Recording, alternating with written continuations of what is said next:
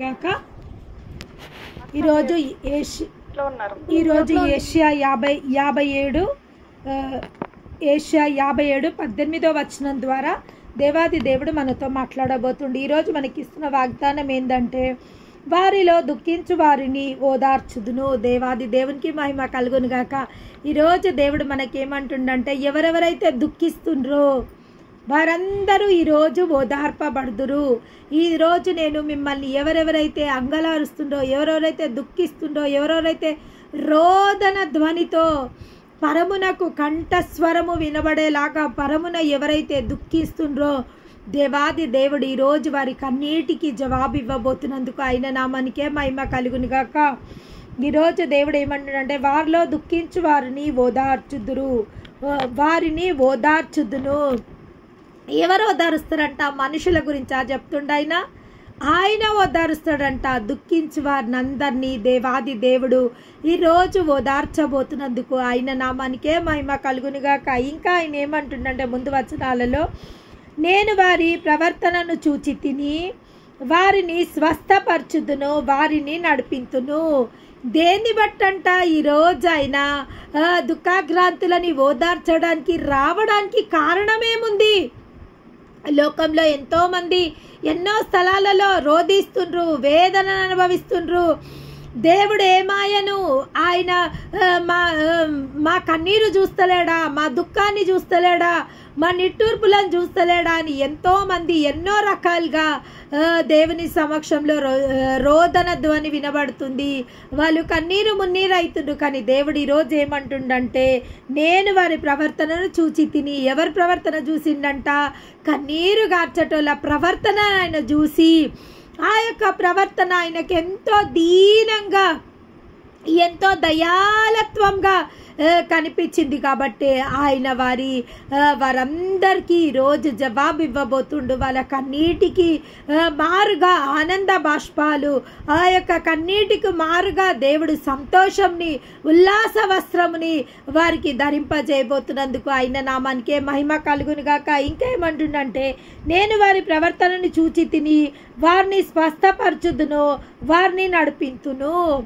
వారిని స్వస్థపరచడమే కాదు, వారిని నడిపించడానికి నేను నిశ్చయించుకున్న సొమ్మసిల్లు వారికి బలమిచ్చువాడు ఆయనే, శక్తిహీనులకు బలావృద్ధి కలగజేవాడు ఆయనే. ఎవరెవరైతే ఈరోజు వేదనల చేత, బాధ చేత, దుఃఖంతో ఉన్నారా, సొమ్మసిల్లిపోయినరా, కొన్నిసార్లు మనకు దుఃఖం ఎక్కువైపోయింది, వేదన ఎక్కువైపోయింది అని అంటే అసలు మన ఒంటిలో శక్తి లేకుండా అయిపోతుంది, మన ఒంట్లో అసలు బలం లేకుండా అయిపోతుంది. ఆ మనోవిచారాలు, ఆ దుఃఖము, ఆ యొక్క వేదనను బట్టి మన దేహంలో బలం ఎంత మాత్రము లేకుండా అయిపోతుంది.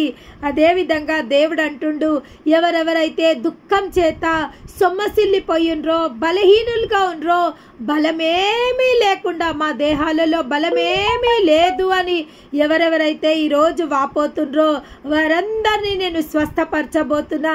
వారికి మంచి ఆరోగ్యాన్ని ఇవ్వబోతున్నా. శారీరక ఆరోగ్యము, మానసిక ఆరోగ్యము వారికి నేను ఇవ్వబోతున్నా.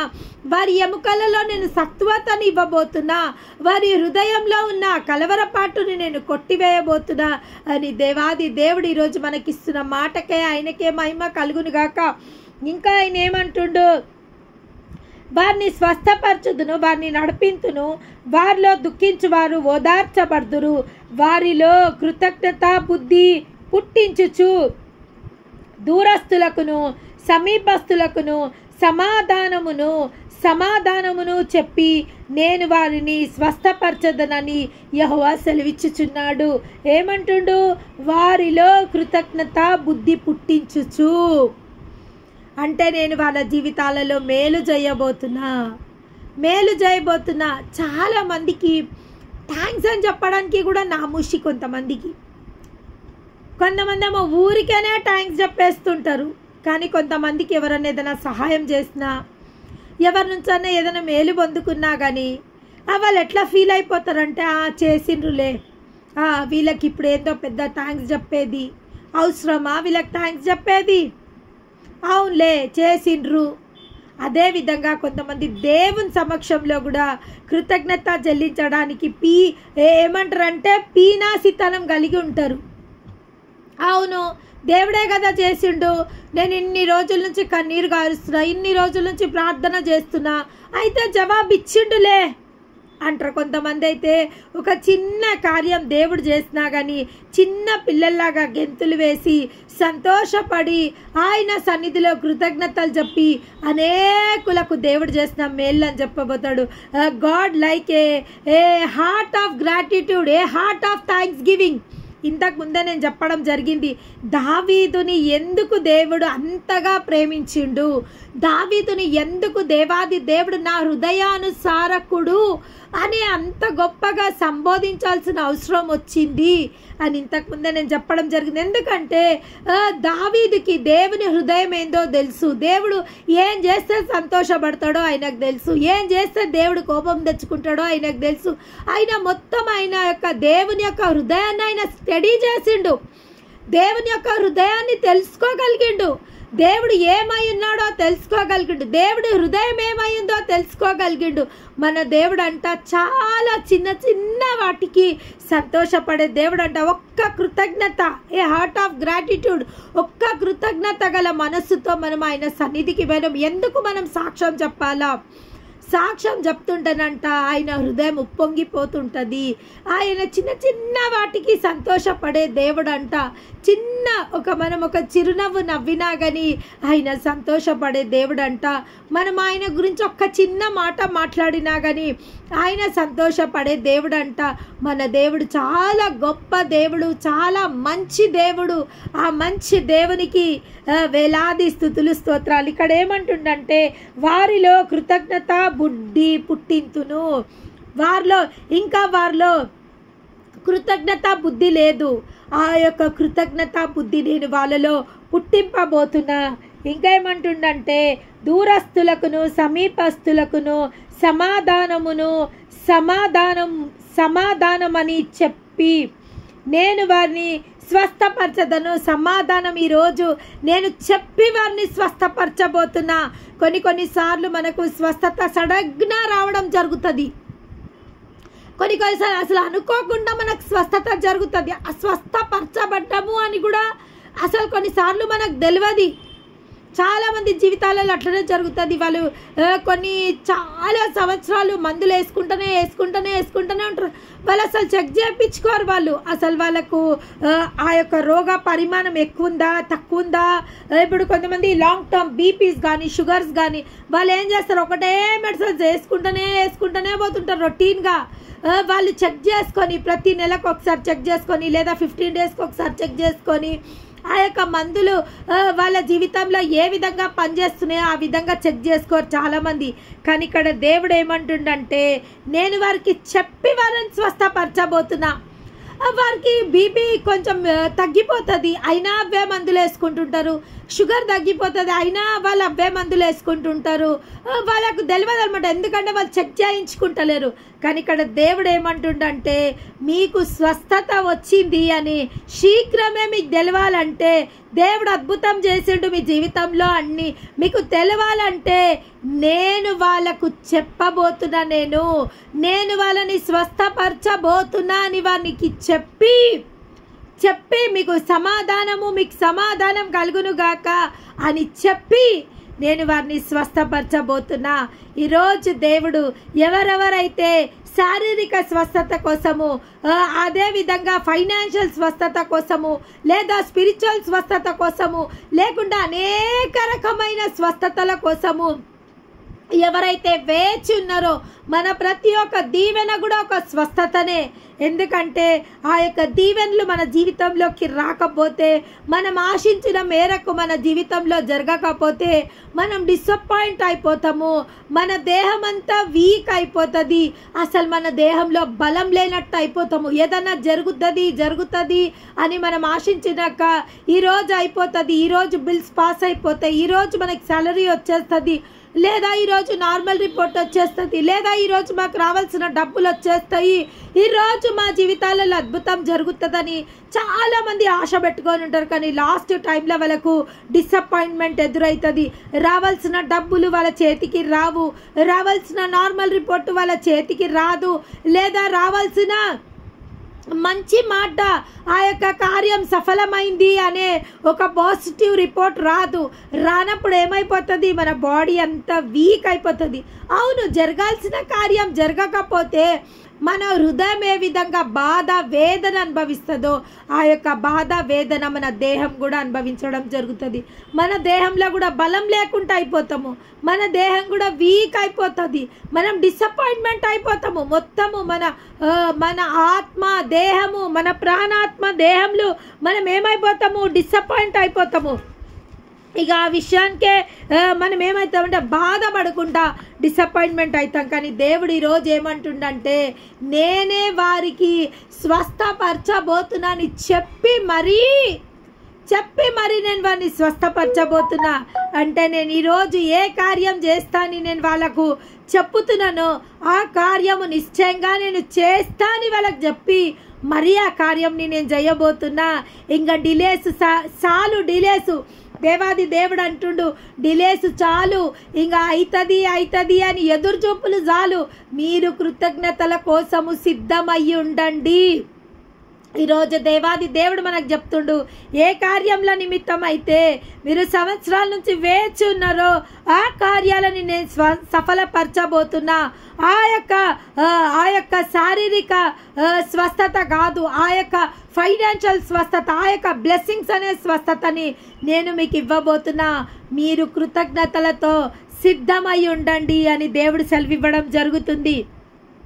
వారిలో కృతజ్ఞత బుద్ధిని పుట్టింతును. ఇక మీరు కృతజ్ఞతల కోసం రెడీగా ఉండండి, ఎందుకంటే నేను మీ కార్యంని సఫలపరచబోతున్నా. ఇంకా ఏమంటుండంటే, దూరస్తులకును సమీపస్తులకును సమాధానం అని చెప్పి నేను వారిని స్వస్థపరచెదను యెహోవా సెలవిచ్చుచున్నాడు. నేను వారిని స్వస్థపరచబోతున్నా. అన్ని విషయాలలో వారికి స్వస్థత నేను ఇవ్వబోతున్నా. అన్ని విషయాలలో వాళ్ళకి మేలు కలగజేయబోతున్నా. ఎవరైతే నిరీక్షిస్తుండ్రో, ఎవరైతే నా యందు నిరీక్షిస్తుండ్రో వాళ్ళని సిగ్గుపరచనీయకుండా వారిని నేను వారికి కృతజ్ఞతల కోసం వారిని సిద్ధపరిచి వాళ్ళ జీవితాలలో నేను అద్భుతం చేయబోతున్నాని దేవాది దేవుడి క్షణంలో మనందరితో మాట్లాడడం జరుగుతుంది. ఇంకా ఆయన ఏమంటుండంటే, భక్తిహీనులు కదులుచున్న సముద్రంను వంటి వారు, అది నిమ్మలింపనేరదు, దాని జలములను బురదను మైలను పైకి వేయును, దుష్టులు నెమ్మది ఉండదని నా దేవుడు సెలవిచ్చుచున్నాడు.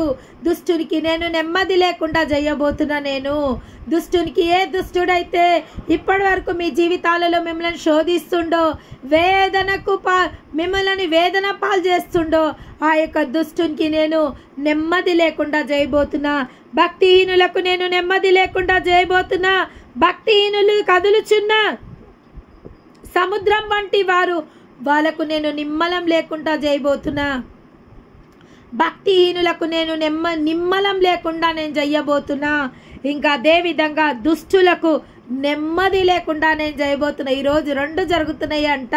భక్తిహీనులకు నెమ్మది లేకుండా అవుతుందంట, అదే విధంగా దుష్టులకు నెమ్మది లేకుండా అవుతుందంట. నెమ్మది దుష్టునికి భక్తిహీనులకు లేకుండా దేవాది దేవుడు చెయ్యబోతుండు అని ఈరోజు సెలవివ్వడం జరుగుతుంది.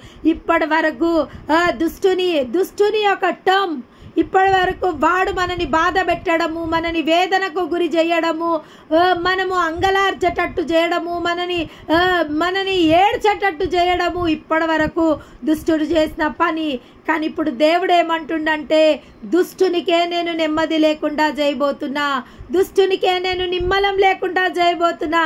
ఎవరైతే భక్తిహీనులుగా ఉండి భక్తులమని చెప్పి భక్తిహీనతను ఆశ్రయించిండ్రో వారందరినీ నేను నిమ్మలం లేకుండా చేయబోతున్నా. అదే విధంగా దుష్టులకు నేను నెమ్మది లేకుండా చేయబోతున్నాను దేవాది దేవుడు సెలవివ్వడం జరుగుతుంది. మన దేవుడు ఆదియు అంతమైన దేవుడు, మన దేవుడు అల్ఫయు ఒమేగా అయిన దేవుడు, మన దేవుడు మొదటివాడైన దేవుడు, కడపడివాడైన దేవునికి మహిమ కలుగును గాక. ఇంకా మన దేవుడు ఏమంటుండంటే, నీతిమంతులు నశించుట చూచి ఎవ్వరునో దానిని మనసున పెట్టరు, భక్తులైన వారు తీసుకొని పోబడుచున్నారు. కీడు చూడకుండా నీతిమంతులు కొనిపోవుచున్నారని ఎవరికి త్రోచదు. వారి విశ్రాంతిలో ప్రవేశించుచున్నారు. తమకు సూటిగానున్న మార్గంలో నడుచువారు తమ పడకల మీద పరుండి విశ్రమించుచున్నారు. దేవుని నామానికి మహిమ కలుగును గాక. ఎవరైతే నెమ్మది లేకుండా ఉన్నారో వారందరూ ఈరోజు పడకల మీద పడుకొని నెమ్మదిని ఒసగబోతుండ్రు. ఎవరెవరికైతే ఈ వేదనల చేత, ఈ బాధ చేత మాకు నిద్ర పడతలేదనేసి ఎవరైతే వాపోతుండ్రో, ఎవరైతే దుఃఖపడుతుండ్రో, ఎవరైతే అంగలారుస్తుండ్రో, దేవుడు వాళ్ళ పడకల మీదనే వారికి నెమ్మదినివ్వబోతుండు. వాళ్ళ యొక్క భయంనైనా తొలగించబోతుండు. వాళ్ళ యొక్క భీతి నుండి వాళ్ళని తప్పించబోతుండు. వాళ్ళ యొక్క హృదయంలో నా కలవరపాటు నుండి దేవుడు వాళ్ళని నిమ్మలపరచబోతుండని దేవాది దేవుడు సెలవివ్వడం జరుగుతుంది. అవును, భక్తిహీనులకు అంతము ఘోరంగా ఉండబోతుంది. ఎవరైనా కానీ విశ్వాసులు నిద్రించిండ్రంటే వాళ్ళు విశ్రాంతిలోకి కొనపోబడతారు. కానీ మీరు జీవించున్నప్పుడే నేను మిమ్మల్ని విశ్రాంతికి అప్పచెప్పబోతున్నా. మీరు పడకల మీద ఉండంగానే మీకు నెమ్మదిని నేను అనుగ్రహించబోతున్నా. చాలామంది అంటుంటారు, ఈ యొక్క బాధలు మా వల్ల కాదు, మేము చచ్చిపోతానన్నా కానీ ఈ బాధలు మేము తప్పించుకోగలుగుతామని. కానీ దేవాది దేవుడు ఏమంటుండంటే, మీరు సుఖముగా పడకల మీద ఉన్నప్పుడే నేను మీకు నెమ్మదినివ్వబోతున్నా. ఈరోజు మొదలుకొని ఎవ్వరు నాకు నిద్ర రావట్లేదు, ఈ బాధలను బట్టి, ఈ వేదనలను బట్టి నాకు నిద్ర రావట్లేదు, నేను రాత్రంతా ఆలోచిస్తున్నా నా దేవుడు నా గురించి ఏమి సిద్ధపరిచిండో, నా దేవుడు నా గురించి ఏం యోచించిండో, అసలు నా భవిష్యత్తు ఏమయ్యింది, నా పిల్లల భవిష్యత్తు ఏమయ్యింది, నా భర్త భవిష్యత్తు ఏమయ్యింది, అసలు మేము దేవాది దేవుడు అసలు మా పట్ల ఆయన ప్రణాళిక ఏముందో, మా పట్ల ఆయన ఉద్దేశంలో ఏమున్నాయో అని ఎవరెవరైతే వాపోతుండ్రో వారందరితో దేవాది దేవుడు అంటుండు, మీకోసము నేను యోచించిన యోచనలన్నీ మేలు కొరకే, మేలుకరమైనవే. మీరు చేయాల్సింది ఒక్కటే. ఇప్పటి వరకు కన్నీరు గార్చిండ్రు, ఇప్పటి వరకు అంగలార్చిండ్రు, ఇప్పటి వరకు దుఃఖపడ్డారు, ఇప్పటి వరకు వేదన అనుభవించిండ్రు.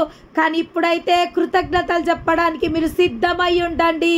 ఎందుకంటే నేను మీకు సమాధానం అనుగ్రహించబోతున్నా.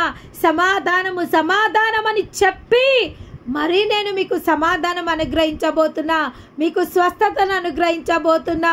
ఇంకా మీకు మీ యొక్క దుష్టుడు ఏ దుష్టుడైతే మిమ్మల్ని ఇబ్బంది పెట్టిండో ఆ యొక్క దుష్టునికి నిమ్మలం లేకుండా, నెమ్మది లేకుండా నేను చెయ్యబోతున్నా. ఈరోజు మొదలుకొని ఏ దుష్టుడైతే మిమ్మల్ని బాధ పెడుతుండో, ఏ దుష్టుడైతే మిమ్మల్ని భయపెడుతుండో ఆ యొక్క దుష్టు నుంచి మిమ్మల్ని విడిపింపబోతున్నా అని దేవాది దేవుడు మనందరితో సెలవివ్వడం జరుగుతుంది. దేవుని నామానికి మహిమ కలుగును గాక.